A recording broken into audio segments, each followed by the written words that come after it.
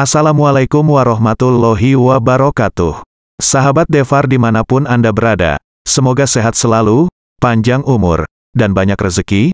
Dalam video kali ini saya akan menampilkan kisah orang miskin yang sukses berinvestasi saham. Yuk kita simak videonya. Tidak pula membeli dolar. Alasan satu ini terdengar sangat baik. Menurutnya orang membeli dolar berharap krisis, berharap Indonesia mengalami keburukan, negara diharap tidak stabil, agar rupiah lemah dan untung cepat. Sedangkan saham kebalikannya, orang tidak mengharap keburukan. Kamu menganalisa dan berharap kinerja perusahaan membaik sehingga memberikan untung.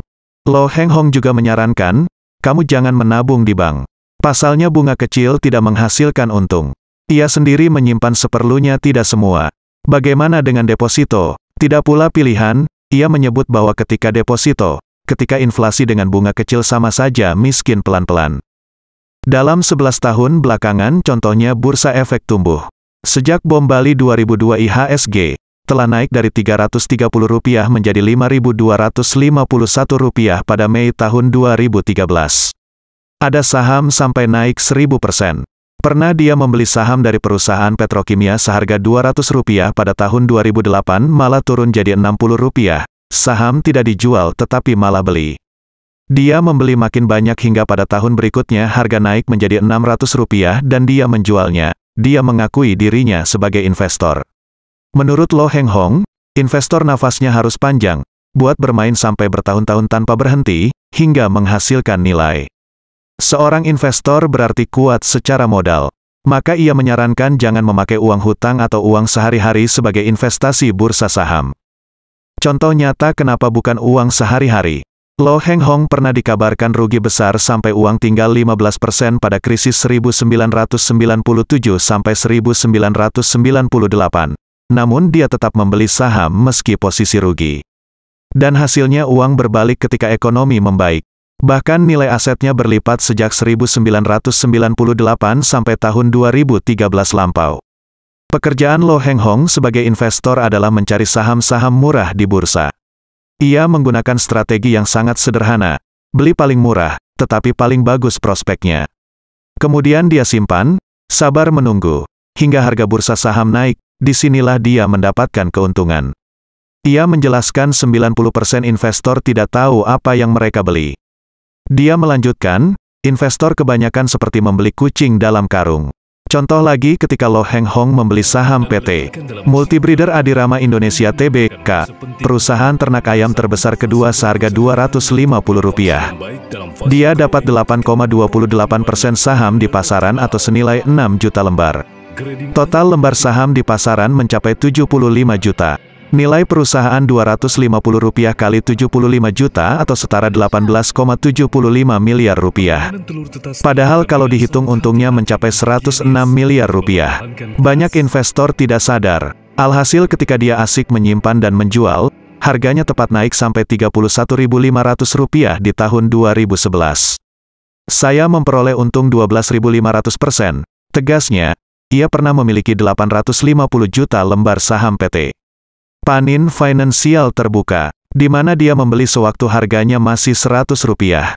Sukses dalam 1,5 tahun harga sudah naik Rp260 per lembar, bahkan masih terus naik jadi Rp300 per lembar.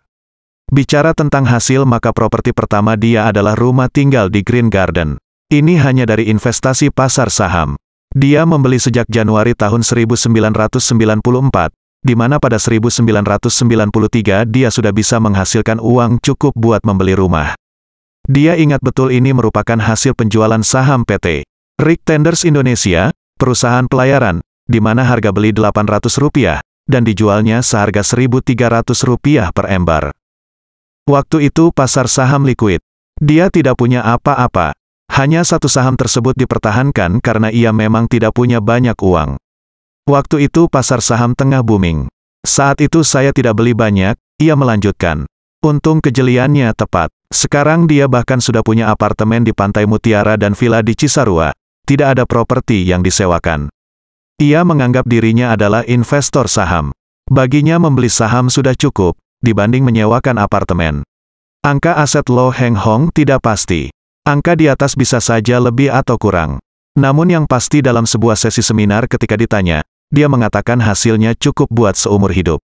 Soal besaran aset yang dia pegang dan aset saham, maka dia memiliki lebih banyak uang di bursa dibanding berupa aset nyata. Bahkan dia menyebut rumah, apartemen, villa, hanyalah 1% dari kekayaan. Kini dia sendiri sudah tidak terlalu aktif seperti membeli saham IPO. Cuma membeli saham yang diperdagangkan di bursa saja. Ia lebih memilih membeli saham perusahaan batubara, karena sedang jatuh dan harga bisa dibeli murah meriah. Saat ini saya memiliki lebih dari 20 emiten, salah satunya adalah saham PT Petrosi Terbuka yang saat ini kepemilikannya telah mencapai sekitar 9%, ujarnya. Dia tidak pernah punya target soal saham. Menurutnya bursa saham tidak dapat diprediksi. Hari esok bagi seorang investor adalah misteri. Yang pasti dia selalu membaca annual report dari saham-saham miliknya.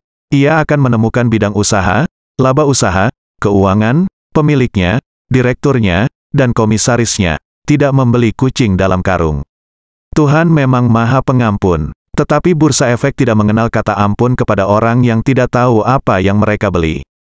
Terima kasih Anda telah menonton video ini, semoga terhibur dan termotivasi. Sampai jumpa di video selanjutnya, jangan lupa like, subscribe channel ini. Assalamualaikum warahmatullahi wabarakatuh.